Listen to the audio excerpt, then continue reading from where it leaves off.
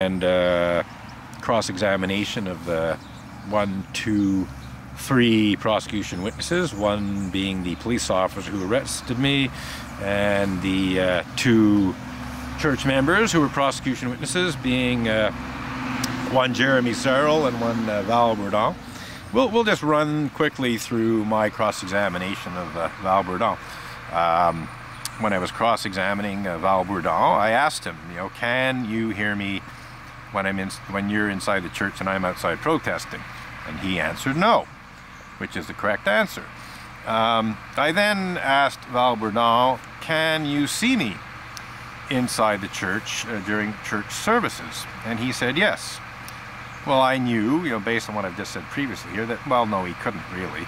And one thing I should point out too is that the seating arrangement is such that the seats are perpendicular to these windows. So anyone who did even, if they wanted to see me, they would actually have to turn their heads 90 degrees to the right of where the minister is delivering the sermon and so on. So I asked Val Bourdon, well, how can church members see me during the church service? He said, oh, well, they're staring at you through the lobby windows. And of course, what he's referring to here is this large window here in the church lobby. And yes, there are people who do stare through that window at me at times. So, next question to Val Bourdon was, do you celebrate church services in the lobby?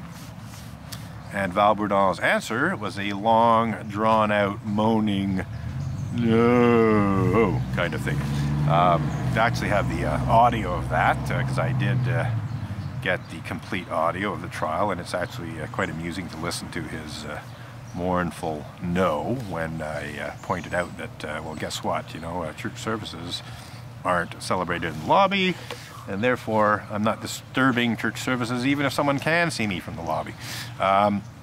So then the third question, which is the obvious question, is, has a church service ever actually been disrupted? To which Val Bourdon once again answered yes. So I asked Val Bourdon, well, how am I disrupting the service? And his response was, oh, well, I feel terribly uncomfortable inside knowing you're out there protesting, I'm angry and so on and so forth. I can't remember his exact words, but that's the upshot of what he said. It was, he felt uncomfortable, and that was pretty much what the other prosecution witness, Jeremy Searle, had also said when I had questioned him. So I had to point out to Val Bourdon that, well, this law isn't about people feeling uncomfortable during a church service. There's all manner of reasons why somebody might feel uncomfortable during a church service, and it doesn't mean that the person causing that discomfort is committing the crime of disrupting the church service. So I asked Val Bourdon, well, has a church service ever actually stopped and started again as a result of my protest? And Val Bourdon, sworn to tell the truth, the whole truth, and nothing but the truth, had very little choice but to say, well, actually, no. No church service has ever stopped and started again as a result of my protest. So that's sort of like 1, 2, 3 strikes, you're out at the old ball game, as they say. And it actually took me longer to tell that than it took to, basically prove my innocence. Not that you need to prove your innocence in a criminal court. No, you're innocent until proven guilty, but I essentially proved my innocence via my cross-examination of Val Bourdon and also Jeremy Searle. So again, this is one of the ways in which Unitarians try to pervert the criminal justice system to suppress my constitutionally guaranteed right to engage in peaceful public protest. It's by no means the only one. More recently, in fact quite recently, in June of 2012, just a little over 18 months ago, I received a cease and desist demand letter from Stikeman Elliott Barristers and Solicitors, a litigation lawyer, Maître Marc-André Coulomb, accusing me of sexual harassment of female Unitarian Universalist ministers, but also accusing me of the crime of blasphemous libel. And the basis for this accusation of blasphemous libel was the following from the letter. This is an exact quote. Your unfounded and vicious allegations to the effect that ministers of the association engage in such despicable crimes as pedophilia and rape are defamatory, such that they constitute blasphemous libel. That's pretty well an exact quote. There might be like some minor discrepancies, but I'm pretty sure it's word for word quote from what the letter said. So essentially, you know, they were saying that I had made false, that's what unfounded means, and vicious. Don't worry, I'm quite aware of my, yeah, speaking of falling down holes, I think the UUA fell down a hole quite some time ago and they're having difficulty getting out of it. You're the CUC? Well, this church fell down a hole a long time ago and it's not getting out of it either. But the UUA fell down a very serious hole. I was just talking about it. 18 months ago, and they're having a great deal of difficulty getting out of the hole they dug for themselves, which I'm talking about right now. So yes, the UUA accused me of the crime of blasphemous libel, alleging that I had made unfounded and vicious allegations to the effect that ministers of the Unitarian Universalist Association engaged in such despicable crimes as pedophilia and rape. So this, of course, was to intimidate me into removing blog posts about some Unitarian Universalists who actually had been convicted of engaging in such despicable crimes as pedophilia and rape.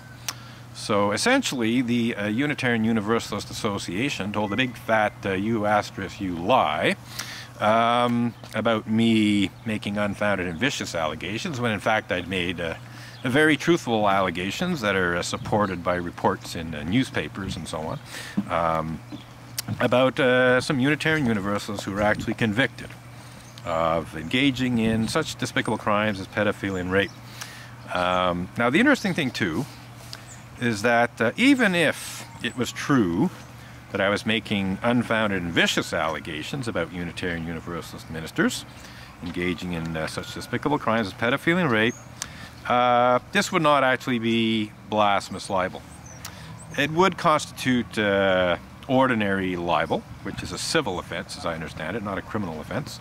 But it would not constitute blasphemous libel. Blasphemous libel is a blasphemy law. It's about blaspheming against a religion. I can't imagine that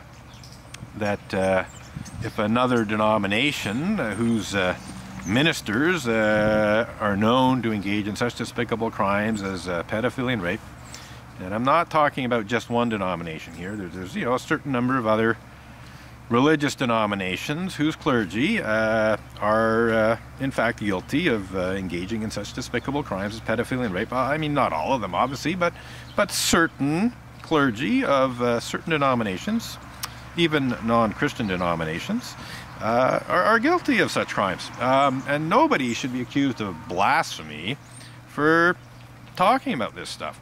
But that's exactly what the Unitarian Universalist Association is doing. They're accusing me of this crime. Now, I haven't been charged, and I have no expectation that I actually will be charged, because I wrote back to Maître Colomb, and I informed him that I could not find any blog posts that matched his description of unfounded and vicious allegations to the effect that ministers of the association engage in pedophilia and rape. Could he please provide blog post titles or URLs or the date when the post was made, or something, just give me something here so that I can go and find these blog posts that you're alleging to exist and go read them and decide whether or not they actually are unfounded and vicious allegations. Well, Maître Colomb very arrogantly wrote back to me quite quickly, just a day or two after I had sent him that email, and he very arrogantly said that my claims, my assertions, that's his exact words, my assertions not to be able to find such material were not credible. In other words, not believable. In other words, he was calling me a liar. He was saying that, you know, it was untruthful, that I could not find these blog posts. So I was obliged to write back to Maitre Colombe and say, well, I don't think you quite understand. I do know where I've actually blogged about Unitarian Universalists engaging in such despicable crimes as pedophilia and rape. I just don't know where the unfounded and vicious allegations are. You need to direct me to those blog posts that you allege to contain unfounded and vicious allegations. I know where the truthful ones are. You tell me where the unfounded and vicious ones are. And I never heard from him again.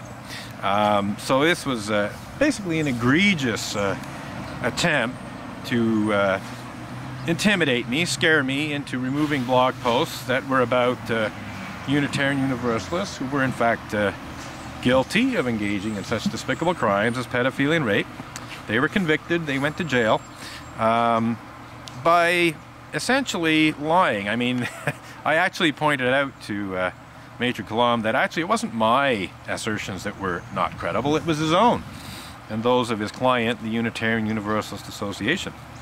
If anyone was not credible, it was the UUA in saying that I had made unfounded and vicious allegations to the effect that ministers of the association engaged in such despicable crimes as pedophilia and rape. And it was Maitre Marc-André Coulombe who, besides making that allegation, was almost certainly the one who was most responsible for saying that I was guilty of the crime of blasphemous libel. Now, I do believe that he was probably told or instructed or requested to do that by Kay Montgomery, the UUA vice president, because she has actually signed amicus briefs against American blasphemy laws. So I'm pretty sure that Kay Montgomery thought it'd be a really good idea to use Canada's blasphemy law to shut me up while she was busy making amicus briefs against the use of the blasphemy laws in the United States, and basically calling for the abolition of blasphemy laws. So big fat UU hypocrite, Kathleen Kay Montgomery,